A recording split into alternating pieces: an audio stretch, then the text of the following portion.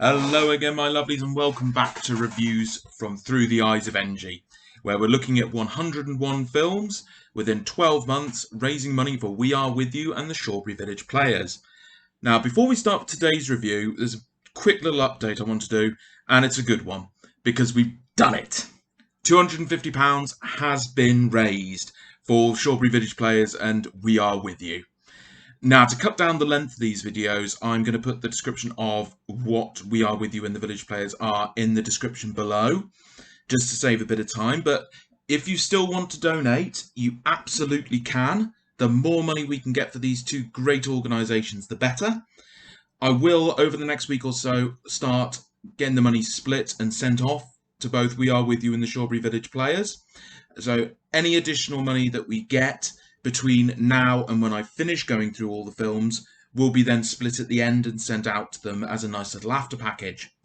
Concerning the films themselves, we've got 94 films out of 101.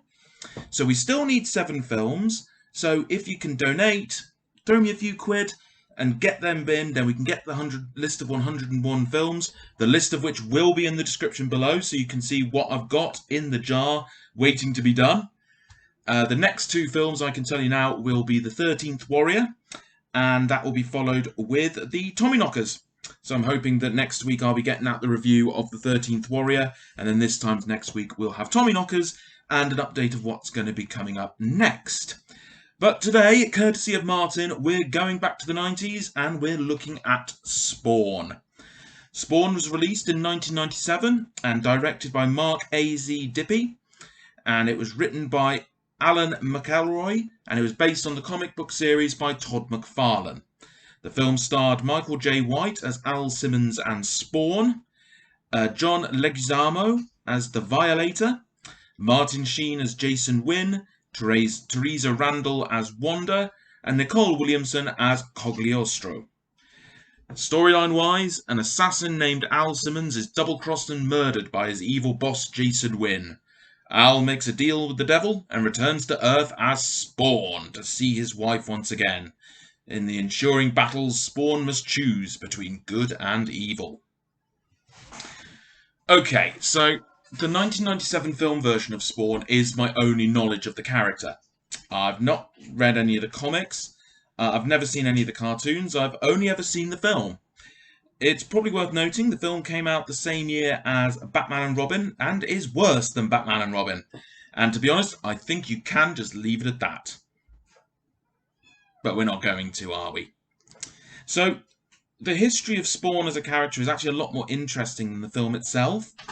As Spawn was the flagship book from Image Comics, a publisher founded in 1992 which rocked the whole industry, as it was the only publisher which allowed artists to own the rights to their characters, rather than give the publisher the copyrights. This took place during the 90s speculator boom, and in the comics industry, which is often viewed as being responsible for sinking the entire industry. So the speculator boom was around about this time. A lot of people were finding the old comics that they bought when they were children, and these were being sold for huge amounts of money. And investors saw what was happening here and thought, well, I'd like to buy some comic books and sit on them for 30 years and then make some money back. Now, what they missed entirely was the fact that the reason these comics were so valuable is that when they were originally produced back in the 40s, they were being produced in limited number on cheap paper, which didn't survive aging very well for children, and just didn't survive, and that's why they became valuable. But these investors looked at the comics that were selling for massive amounts, and they noticed the trend was that it tended to be when a new character was introduced, or when a big event happened. And publishers kind of catered to the investors by introducing lots of new characters, some of which were good, some of which weren't. And they started doing big events as well. So there was lots of weddings. Spider-Man got married for a start. Characters were killed off and subsequently brought back. And you had a lot of characters who were taken out of commission for a while. so they could trial new characters in the role and see what was liked and what wasn't. Now, the two comics which are almost the poster children for the speculator boom was the Death of Superman and the follow-on, the Reign of the Supermen, and also Nightfall, in which Batman had his back broken by Bane.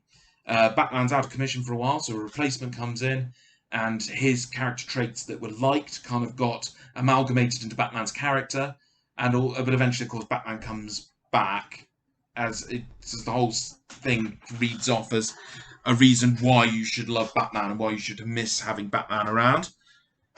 Now, the end of the speculator boom was when this all crashed down in roughly 1995, 1996.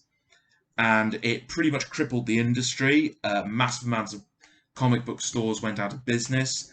Marvel filed for bankruptcy. And one of the reasons they were able to survive that was by selling off the film rights to individual packages. So this is how Universal Studios picked up the film rights to the Hulk. 20th Century Fox got Fantastic Four and X-Men, and melded into that. They got the rights to all the mutant characters as well. And New Line Cinema picked up Blade. So that was the speculator boom. One of the series of comics that came out during this time period was Spawn. Spawn certainly fit the aesthetics of the period. This was certainly round about the time Deadpool made his first appearance in 1991, before getting his own more action comedy series in 1997. And Deadpool initially was just the pinnacle of 90s characters: big muscles, samurai swords, guns, blood. You get the idea.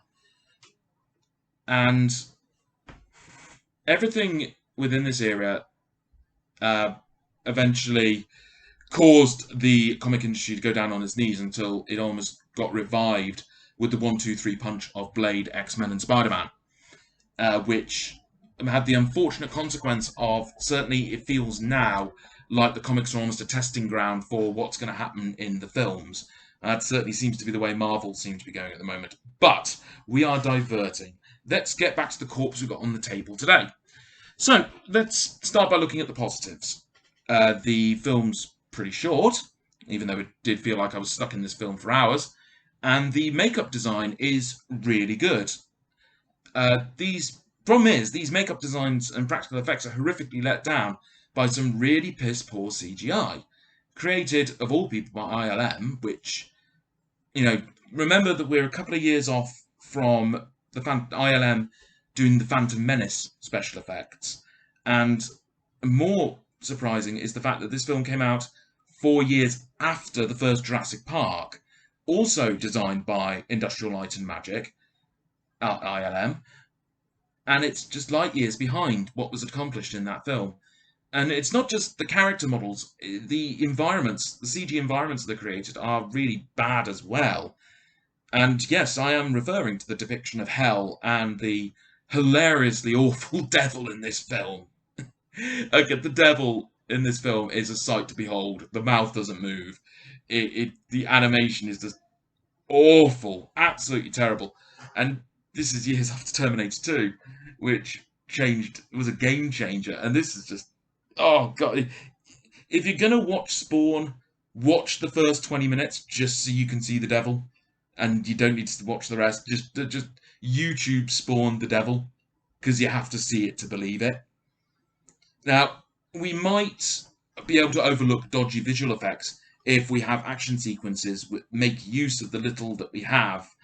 Unfortunately, the action sequences of Spawn are either rushed around you so you can't actually tell what on earth's going on, or they're just frustratingly short, or it's just Michael J. White with the Spawn mask on or off, walking or jogging around shooting guns at people before having his plot armor cape, which is something that looks awful as well, with capabilities that are never really explained, just whip him off and save the day. And I know I'm sure I've said it before, but something that always annoys me about superhero films is when we don't understand the capabilities of the characters we're looking at. So we don't know the strengths, the weaknesses, how how do we stop them? How do we hinder them? If you look at Van Forstic and Doctor Doom, we don't know what his abilities are. We don't know how our heroes can stop him. And ultimately, I just want to be told what the powers are so I can get invested. And action sequences really work best when we're invested in the characters we're watching and they drive the plot forward. So the gold standard for me with these action sequences has always been the Mines of Moria in the Fellowship of the Ring. We care about Frodo when he's in peril. We know that Aragorn will come to his aid, and there's a sense of relief when he does so. And that action sequence ends with Gandalf falling after confronting the Balrog, which advances the story. In comparison with Spawn, one action sequence sees Spawn shooting his gun and being thrown around by the Violator, who thankfully stops talking when he changes from an irritating fucking clown into an overgrown gecko. Film's words, not mine. And this sequence doesn't change anything. Just like the motorcycle chase that follows not long after. It doesn't affect the story of the film, and we don't really care about these characters other than this desire to watch the clown get punched in the face repeatedly. All that sequence really does is has the cape, plot armor cape, showing off again, despite we don't actually know what the plot armor cape can do. Characters and their dialogue naturally make us invested in them, but the characters in Spawn are either bland cutouts with no personality, which is Wanda, Spawn's ex-fiancée, and his old friend Terry, or they're irritating as hell, which is that fucking clown again, or just arseholes, which is Spawn himself. Michael Sheen seems to be having fun chewing up the scenery as our sometimes primary antagonist, but since he's just a human with a gun, he doesn't really pose any threat to Spawn, and so really just exists as a plot device. And poor Nicol Williamson, who is clearly trying his best, and that voice is phenomenal, but really he's just a walking, talking voiceover. Now, like Sting and Dune, I have absolutely no idea what to make of the clown cheerleading sequence. After watching Spawn, I wound up watching the second Maleficent film, which is great. And all the way through, I just kept flashing back to this really dreadful cheerleading thing that this monster of a clown pulls off. I don't know whether it was supposed to be disturbing and off-putting, or whether it was supposed to be funny, but it was neither. The script as a whole is muddled and cliched, and the plot, what little there is just an origin story. And one of the few things that Batman 1985 got absolutely spot on right was starting the film with Bruce Wayne already being Batman, and we don't have to go through Bruce Wayne building the cave and the suit, because, to be honest, we know who Batman is. And when Spawn was released, pretty much everyone in the target audience either knew who Spawn was, or was the teenage target market, which were promised grim and dark action with leather-clad heroes against leather-clad villains, and didn't really need a whole film explaining who and what Spawn was, or is. And the unfortunate thing is, when you actually watch the film, we got this really good idea for a character, but just being thrown around dark alleys a lot of the time, and sitting on rooftops, and sneaking around what I think is a school to spy on his ex, and helping a little girl. Which is a scene that is cut short so we can have the clown's cheerleading sequence. And it's just, watching Spawn isn't an enjoyable experience. And like with Machete and the 2019 Hellboy, I think the teenager me loved Spawn, and just as he would have loved watching Machete and Hellboy. But the difference between those films is Hellboy has this really unique design of the monsters that trumps Spawn on every level. And Machete actually had something to say under the slicing, dicing, and explosions. When, in the opening sequence of the film, the opening sequence is bizarre, because it basically gives us, it feels like a previously on sequence from a TV show, starting to fill us in and giving us shots from the film that we're about to watch.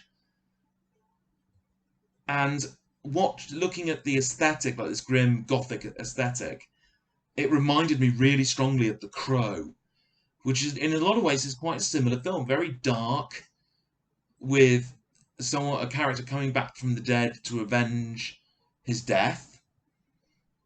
But the big difference between Spawn and The Crow is that The Crow is really, really good, and Spawn isn't.